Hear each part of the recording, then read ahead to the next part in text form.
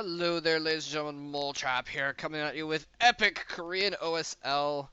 I'm sorry, Korea Air OSL introduction.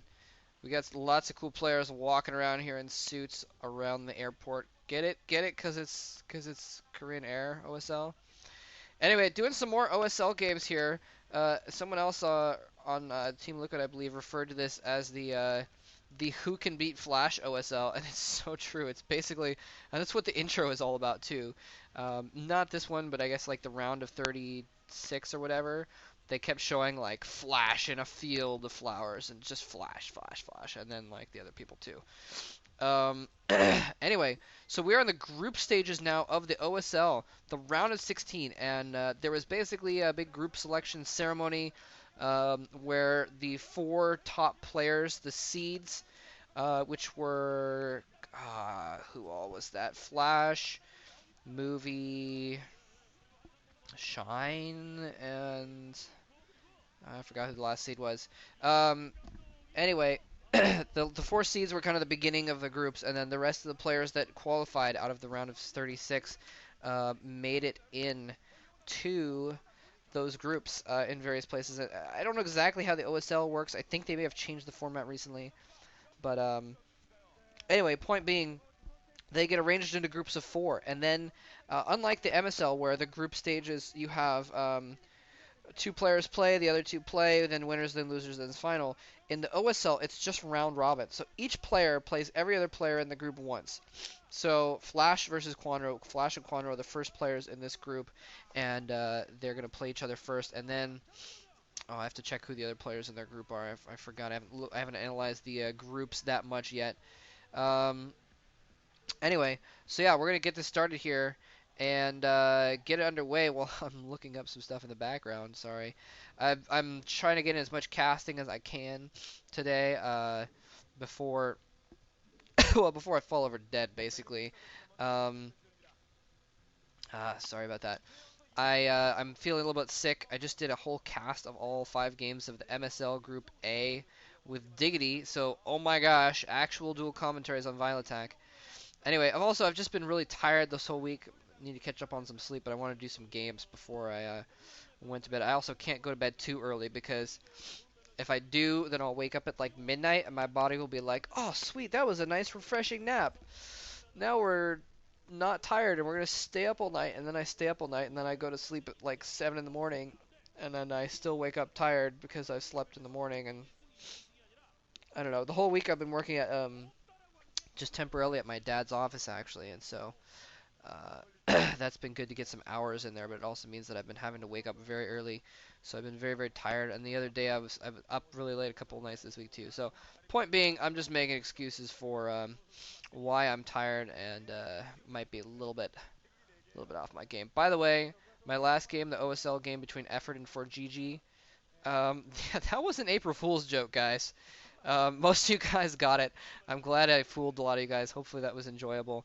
But for those of you that didn't realize that it was a joke, um, well, you need to do something drastic.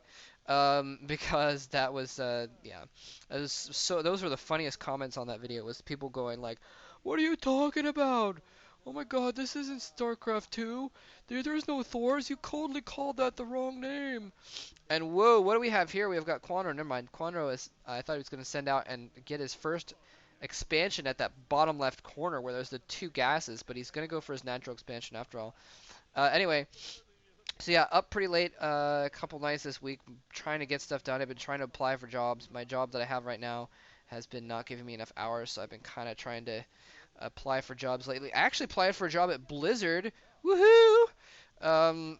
I don't expect them to get back to me, but we'll see. Hopefully they will. I'm gonna try and maybe email someone at Blizzard this week and say hi. Yeah, there's like a community management position open at Blizzard, so I applied to. Basically, running like community events and stuff. And I'm like, hey, guess what? I've been doing community events for free for the last 2.5 years, so you should hire me. Oh my God, it's Hydralisk! Ah! Ah! Ah! That is kind of scary, actually. So okay, that drone was just a scouting drone for Kwanro there. He went all the way down and he ended up going over and scouting scouting a flash at the bottom right hand corner. So pretty normal builds here for both players. We got 1 Rax in the command center for flash. We got 12 hatch pool, 3rd hatchery, 3 hatch build for Kwanro. I'm actually kind of surprised that Kwanro didn't go for Jaedong's build, that Jaedong started going against Flash in their finals last season, in the MSL finals, where he would go for 3 hatcheries before pool, because Flash, you almost know, well, against Kwanro, I wouldn't put it past him to go for an 8 Rax, actually, and then the 3 Rax would be, 3 hatch would be suicide if there was an 8 Rax. But, yeah, so, but that's what Jaedong was doing, because Flash was going 1 Rax into command center so consistently. He just said, alright, well, I'm going to get a 3rd hatchery before my pool then, because you are not going to have anything to deal with it. Anyway, wow, did you see that? Jaedong sent his mineral drone to the gas and then saved it, ran back, deposited the minerals, and then ran it back to the gas. Epic. Um, Anyway, so it looks like it's going to be just kind of a macro-ish game here. Pretty normal style stuff here. Kwanro not being too ballsy or anything. He's just going to put his 3rd hatch in his base and play pretty standard normal play here. Anyway, so yeah, to finish my explanation of the round robin system, there's a round robin where each player in the group plays each other once. Oh, that's what I was doing. I forgot I was looking up the groups in the background. Where's the OSL stuff? OSL, come on, where we go? Here we go. Is this it? Yes. Nope, dang it, clicked on the wrong one. Anyway, each player plays the other players once, and then whoever's the most wins advances, and whoever has the second most wins advances. And the interesting part about that is that you can have ties as well. So you can have a tie where one person gets 3-0, and then the other 3 people in the group get 1 and 2 as their records, and so then you have a 3-way tie for that last game. And so it can make for some interesting stuff. There's tiebreakers, and then you can even have tiebreakers in the tiebreakers. The tiebreakers can tie, and then oh, I'm so sorry. I've got a cold, and it's been behaving for the whole cast of Group A, and now my nose is starting to stuff up a little bit. So I apologize for that. I'm gonna sound a bit nasal. They took my stapler. I'm gonna burn the building down. Anyway, Group A, by the way, I've just finally found it, is Flash, Kwanro, Hiva, and Cal. So very interesting group going on there. All one of each race going on.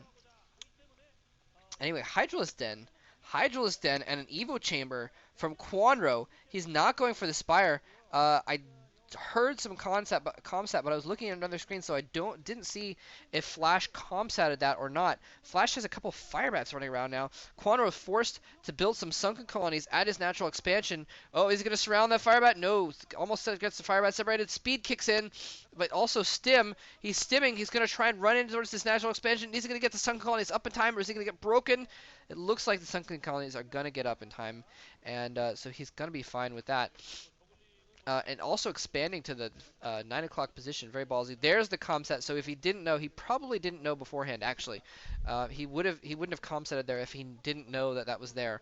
So now that he gets a second round of comsats, he sees that lurker upgrade coming. He knows it's coming. He sees the den and another hatchery there. So he's just going crazy mass hydras here. He's got 5 hatcheries building now.